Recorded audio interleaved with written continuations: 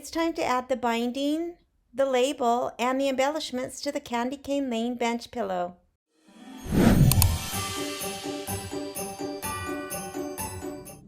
I'm ready to add the binding and the label to the bench pillow, and the binding will be made out of this fabric, and I am going to be cutting this into 2 1/4 inch strips for the binding. So I'm getting ready to sew my binding strips together so that they will be long enough to go around the entire quilt. So I will put right sides together, and I am going to do a diagonal seam from this corner down to this corner, so that will lessen the bulk when I fold this binding together. Now you can just go above and to the side with the selvages, because you definitely don't want those in your seam. Or if it's easier, you can cut that selvage off. I'll cut it off on both of these.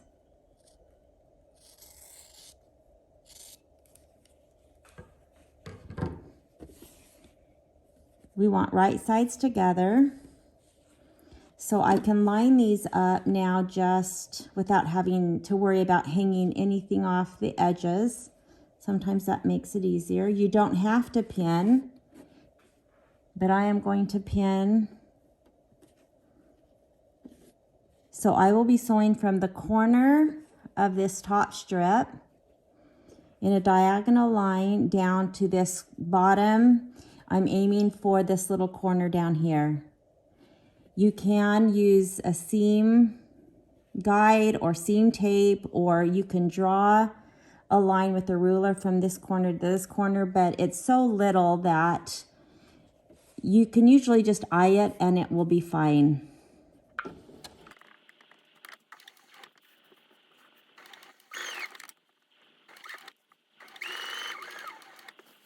Now I will take the top strip and I will put it face up.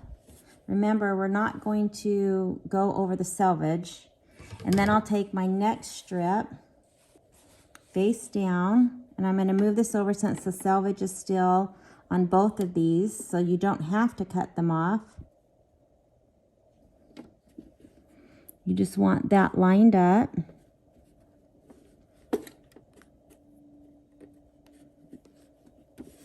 And I will sew again from this corner down to this corner.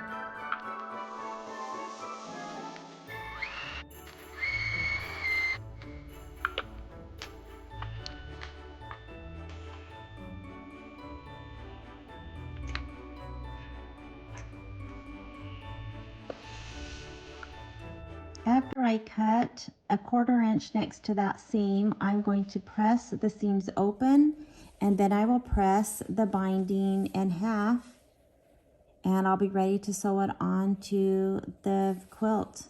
And you can see by doing a diagonal that when this is folded in half, the seam doesn't, nest front to back, and so it kind of spreads that bulk out. So let's go press this, and then I can get this pinned to the quilt.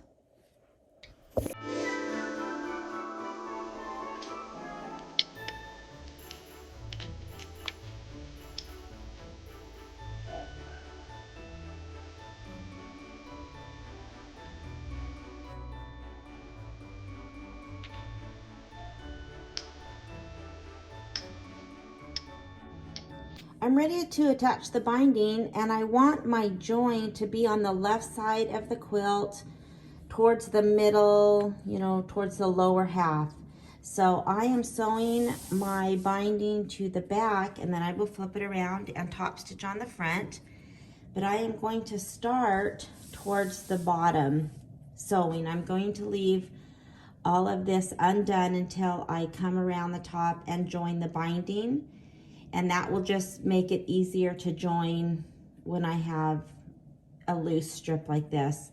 So I will sew a 1/4 inch, and I will show you how I'm going to do the corners, and we'll just sew the binding around the entire quilt. So I'm going to start sewing 1/4 of an inch, and I'm using my quilting or piecing foot that has the little guide next to the edge, so I can just ride my fabric around that. And when I get to the corner, you don't have to mark it, but you want to stop 1/4 of an inch away from the end of the quilt. And so I've marked it here so you can see. Again, you don't have to mark it. You can mark it. You could put a little dot on the fabric or just kind of guess 1/4 of an inch. It doesn't have to be perfect as long as you're pretty close.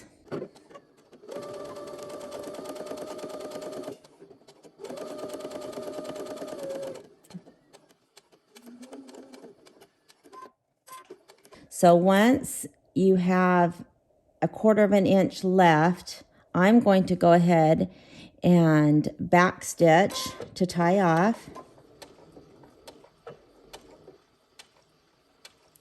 And I'm going to go ahead and cut.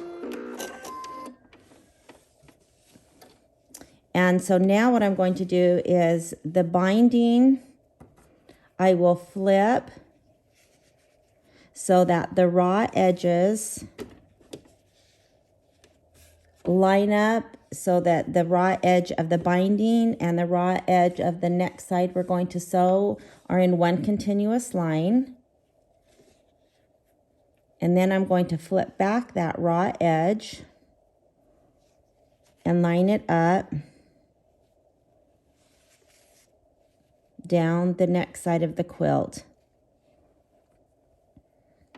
You don't have to pin or clip again, but sometimes I like to just to hold it in place while I'm getting it under the needle. But you'll end up with this little flap that will become, when we turn the binding, will become the miter corner. So you want this fold that you folded back from this side to be even with this raw edge.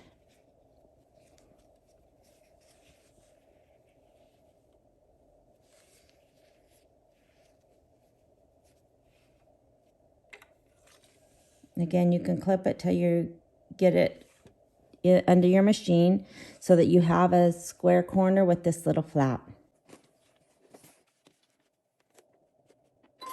And then you will just continue sewing with the raw edges together along the next side till you get to the next corner.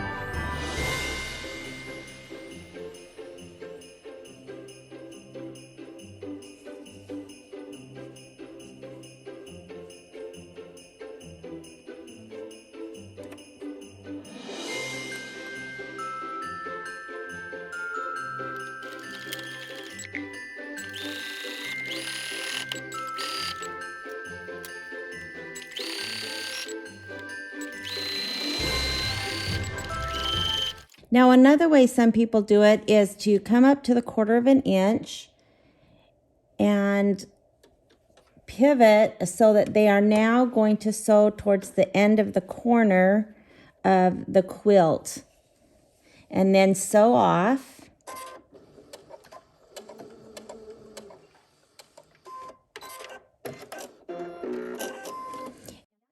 There's a little stitching right here, so when you fold back, it kind of keeps that right there even. When I sew and just end at a 1/4 of an inch, I could technically pull this too high, but the stitching helps to kind of keep it in line. But either way works as long as you line up this in a straight line, whether you have that, whether you sewed off or just ended 1/4 of an inch.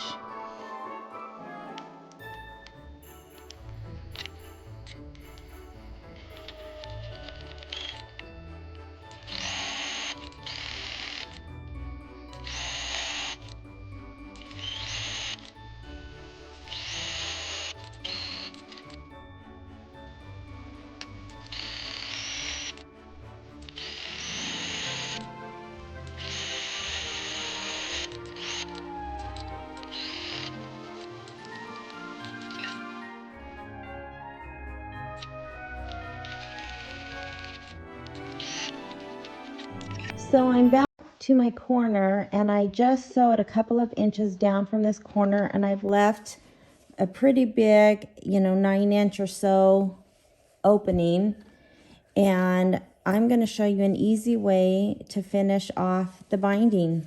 So the first thing I'm going to do is I want the binding to end somewhere in the middle. It doesn't really matter. We have binding that we attached when we attach these strips, and doesn't really matter where it ends.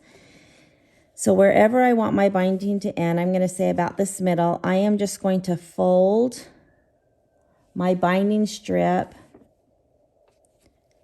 back so that I have a fold there. Kind of crease it. Then I'm going to take this long piece where we just finished this corner, and I'm going to lay that down and flip it back. But I want there to be a little 1/8 inch or so gap between those two. I don't want them touching.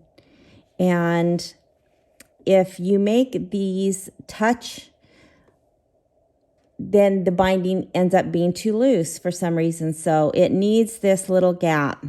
And I will finger press it.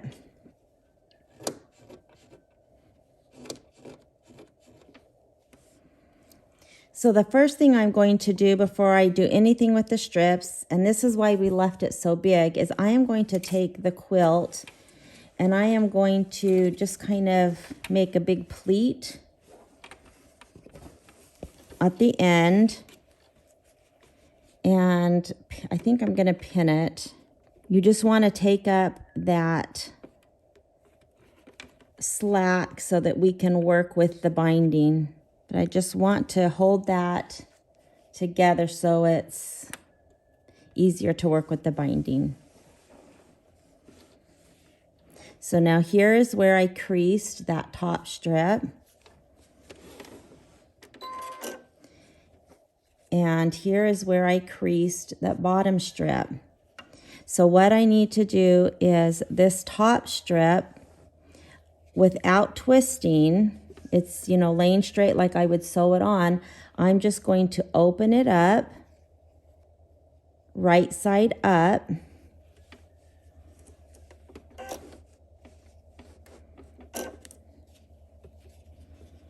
And I'm not sure if you can see, it makes a little cross or a little X. So here's the fold of the fabric, and here is where I creased it. I can see it. You could also iron to get a better crease. You could mark this fold when you fold it with, an erasable air marker or a heat marker to see it. But when you're sitting in front of it, you can see it. So I will, again, this is flat like I would sew it on. So I open this up, without twisting, and I want to put the wrong side down. So the right side is facing up, and I can see that little X. Now with this short side that we started on, without twisting, I'm going to open it right side up, so it's not twisted. And then I'm going to flip it so that it'll be right sides together. And so my goal is to line up these 4 marks. So the crease in the center will line up with the crease and the crease that I pressed in.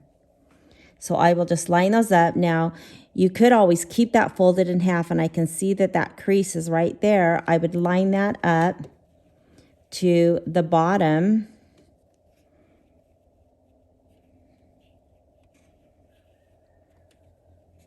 So if I line up the middle creases, this is the crease that I just made with, again, you could iron that. That is lining up with that center crease. The fold of this fabric is lining up with the crease that I made. So I'm going to put that down. And then I just need to hold that while I open. And again, this crease will line up with this fold. And I am going to stick a pin in there. So I hope that you can see. So this crease lines up with this fold, and this fold in this top fabric lines up with the crease that I made. So now I need to go stitch, and this is why we pinch this, otherwise it would be impossible because it would just be in the way. I need to stitch my diagonal line from the top of this piece to the bottom corner.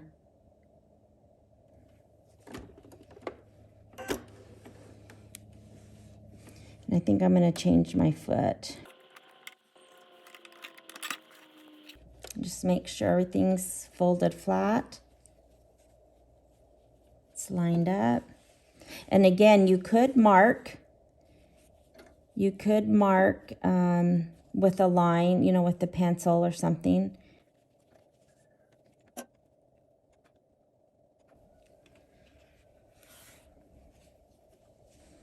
And then just sew from the top down to where they meet down here at the bottom.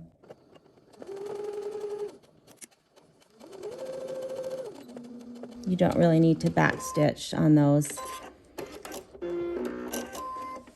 Now, the most important thing is to not cut this yet, because if for some reason you sewed it the wrong direction, you would be out of luck because you would cut that excess off. So before you cut anything, if you just pull these together and it just kind of folds, you know, like the other binding, so you can tell, let's take that pin out. And you can tell that it fits nice and even because we left that little gap. So I know that I sewed that correctly. So now I can just take this and I'm just going to cut 1/4 inch. Doesn't have to be exact.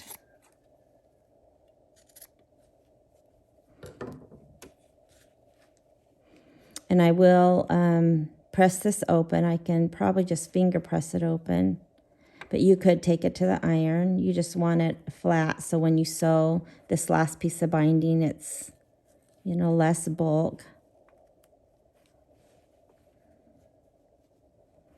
So when I fold that,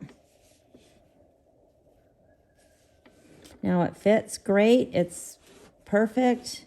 You have that diagonal seam. And that is a super easy way to do binding. There's lots of different methods out there, but I find this is the fastest.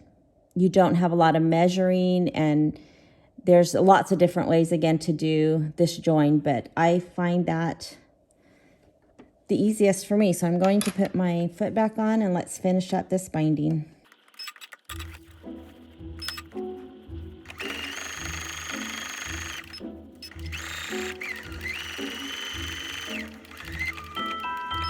So now that my binding is sewn on, I am going to go ahead and just press this away from the quilt. I will do that around the entire quilt. Then once that's done,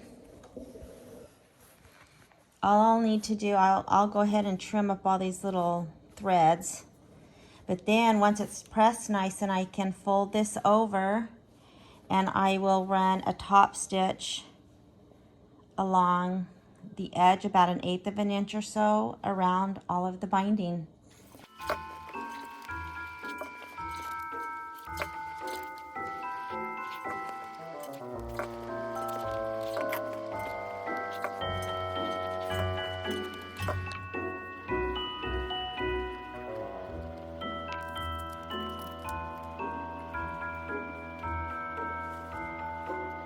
So when I'm getting ready to top stitch, usually, let's say I'm coming down this way and I'm top stitching, you would leave this side that you're working on flat, and then you would fold this bottom edge up, and that would make your mitered corner.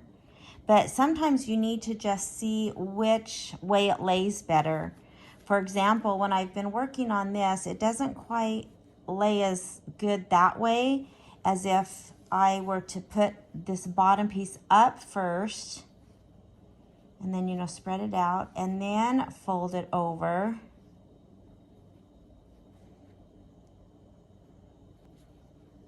That seems to me to lay and look nicer. So you kind of just, when you come to a corner, decide, you know, which way the corner looks better. You want the edges to line up. So I would stitch till I got right to that corner. Of course, leave my needle down, pivot, and then just continue along this edge. And then get to the next corner. And see, that one folds nice the opposite way. And honestly, it folds nice either way. So I would probably try to do it the same way every time, but honestly, that's not really necessary. You just want your mitered corner to look nice. So I've decided that I'm also going to press the binding towards the front after I've pressed it on the back, just to get that crease nice. And I remembered as I'm doing this that when I did my Pumpkins and Potions quilt, if you saw that, I had to change the binding.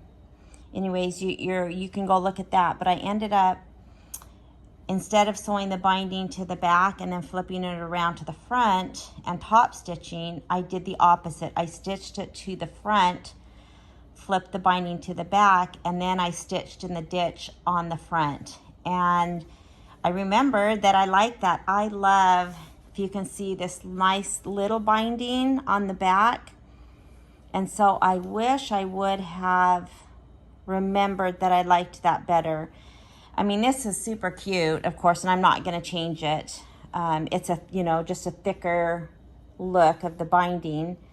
But I remembered how much I love that little thin binding. So from now on, when I do the binding on my quilts, I am going to sew it to the front and flip it around to the back. And then this would be the front. And then I would stitch in the ditch to catch, you know, catch the binding and sew it to the back. Anyways, I'm not going to change this, but look how nice that thin binding looks. So let's keep going.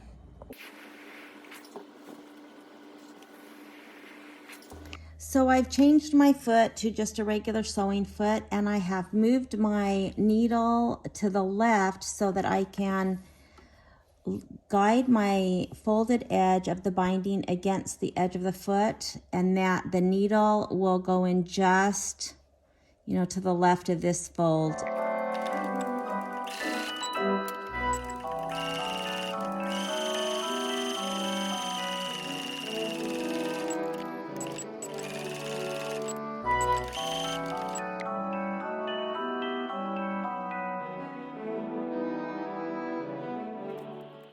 And I feel that this way looks better, so I'm going to do that this time, and I'll just check each corner to see, you know, how it lays the best.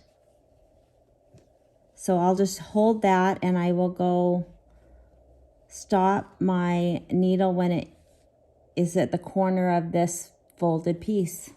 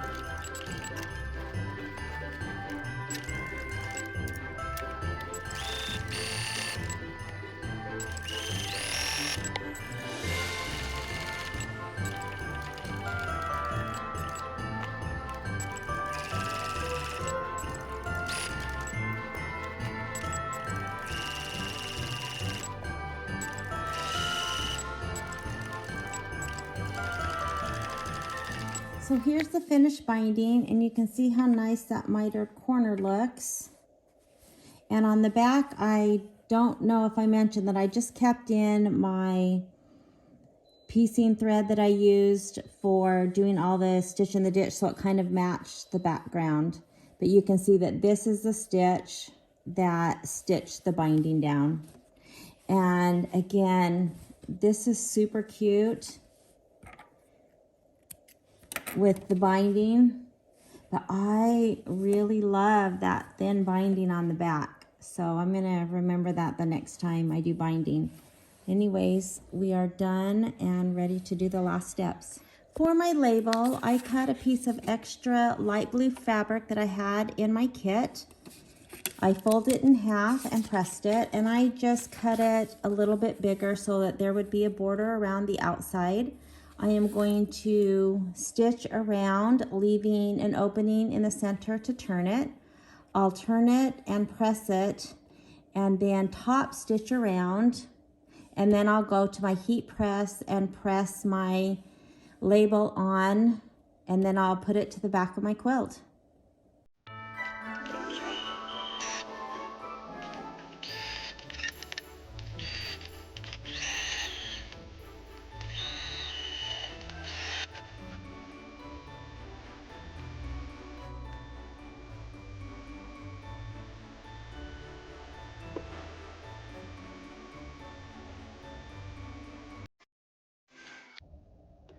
I'm ready to top stitch, and I have changed my foot, and I have moved my needle to the right so that when I line up my fabric to the inside of this toe, it will be close to the edge, probably about 1/8 of an inch or so, and I'll top stitch all the way around.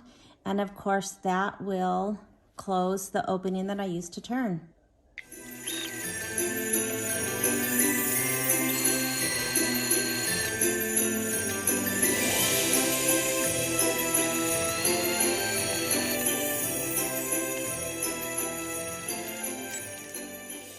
So I'm at my heat press, and I have my design centered over my label, and I have my heat press set for 330 degrees for 15 seconds.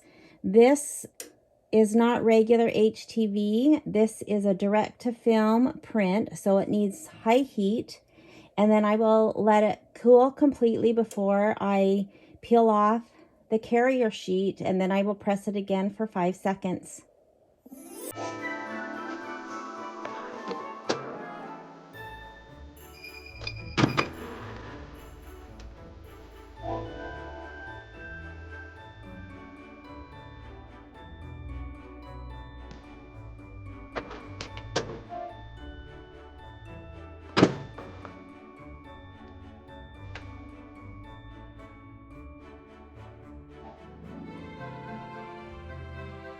So here's my label done. I love it. It's so cute. And I think I'm just going to put it maybe on the back right or the back left. I haven't decided. And what I'll probably do is I actually think I'm just going to use the heat tape and press it on. But of course it could be hand stitched on, and it can, you know, go wherever. I love it. I think it looks great. So that will be done. And then I have my embellishments that have the buttons that will be placed. You know, it tells in the directions where all these go. These little buttons, these little red buttons go on the tree. One of these ribbons go on each of the little wreaths for the lamppost, the little fringe wreaths, and then the other one, can't remember where it goes, maybe on top of the tree. I think this big velvet one goes on top of the tree. And then the last thing are the little fairy lights. Now, the fairy lights are supposed to go in all these little eyelets that we did over the cocoa stand. This house, the tree has, you know, several eyelets. This house and this house. And I don't know if I'm going to put the lights in as cute as they are, I just don't know if that's something that I'm going to do. So I think I'm going to find little crystals, just little clear crystals, and just put them in the eyelets. But of course, the directions tell you to poke a hole, you know, put fray check so that they don't ravel, and then put these from behind. And it's super cute, but I just don't think that I'm going to do that.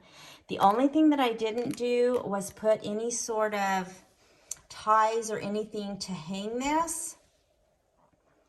So I'm not sure if I'm going to maybe in the future make some little ties out of the same fabric that I use for the binding.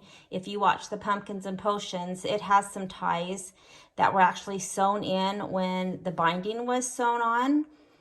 But because this is so wide, and I'm not really sure if I'm going to put ties or if I'll maybe put some large safety pins back, you know, down where it's hidden, of course, and then maybe use some command hooks to where I'm going to put this. So I haven't decided. I have a whole year before Christmas comes again, so I'll figure that out when the holiday season rolls around for 2025. So let me finish these few little 3D embellishments and the label, and we'll call this quilt done. So here are the rhinestones that I'm going to use instead of the fairy lights to put on all of the eyelets. I have the little Hot Fix rhinestone, and it has an applicator, and it comes with different size ends depending on the size of crystal that you're going to use. Has a little stand and some tweezers. And this is a little wax stick to pick up the rhinestones and place them if you want. And then the pack that I have came with a clear rhinestone and then kind of an iridescent clear. So, and then it came with just some miscellaneous colors.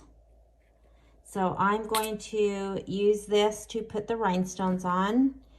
And then for my buttons and to sew on the little ribbons, I'm just going to use embroidery floss, and I'll just pick a color from some of my embroidery floss that I have.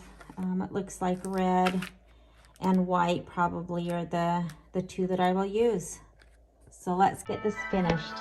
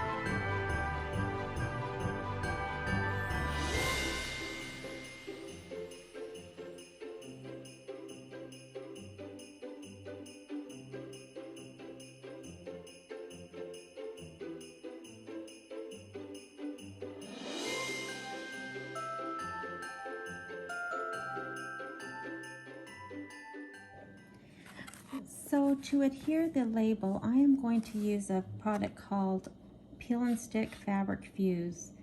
And this is a permanent adhesive, but you do not use an iron for this. It's just peel and stick, just like it says. And so I have the thicker roll.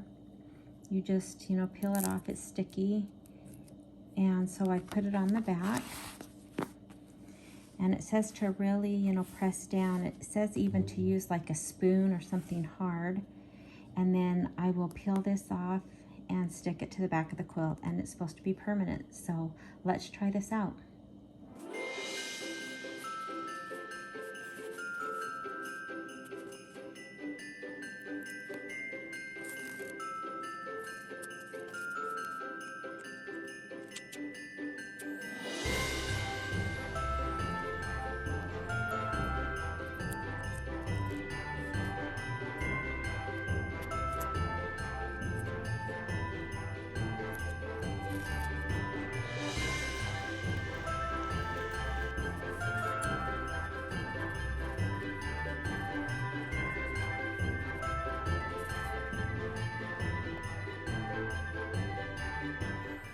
So I'm ready to put the crystals on, and I just picked a size that would fit inside of these little eyelets, but not cover up the thread of the eyelets. And then I have this plugged in, and before I plugged it in, I just picked one of the little ends and kind of placed it over a sample to make sure it would fit. And so how these work are you put the little crystal down, and of course this has an adhesive on the back that melts and sticks to the fabric.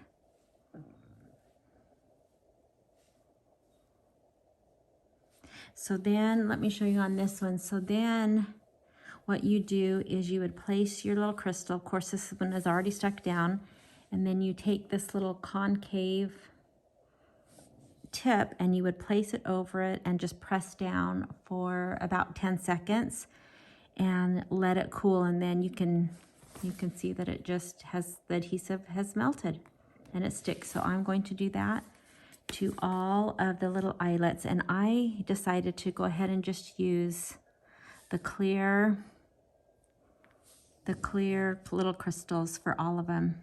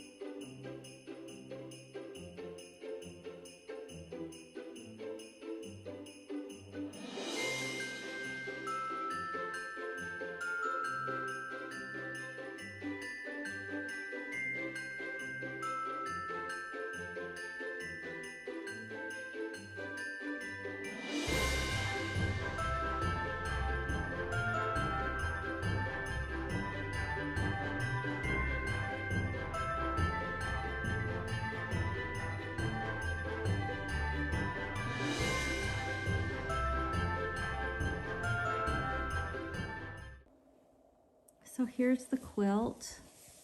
I have the cute little fringe wreath and the little bow. And remember, I did metallic snowflakes. It's kind of hard to see in the video, but they look really good in person. And this cute glitter candy cane. Then the cocoa stand is one of my favorites. The cute little button cups or mugs. We've got the cute little lights that have the crystals, and then the little snowflake button. So cute. And then here's the red house, and again you can see the vinyl on the windows and the little rhinestones on the house. Again, another candy cane. Cute little snowman button. And up here I have that bigger snowflake button. That's super cute. The tree I love. It has the little rhinestones plus little white dots and the buttons. So that looks great. Then the blue house has the little snowflake button. Again, the vinyl for the windows makes it really look good and shine. See if I can get it to shine. And then all the rhinestones. Cute little candy cane. Cute little penguin button. And then here's that house. That's a good picture of the windows with all the rhinestones above it. The candy cane, and then our last little fringe wreath. I love it.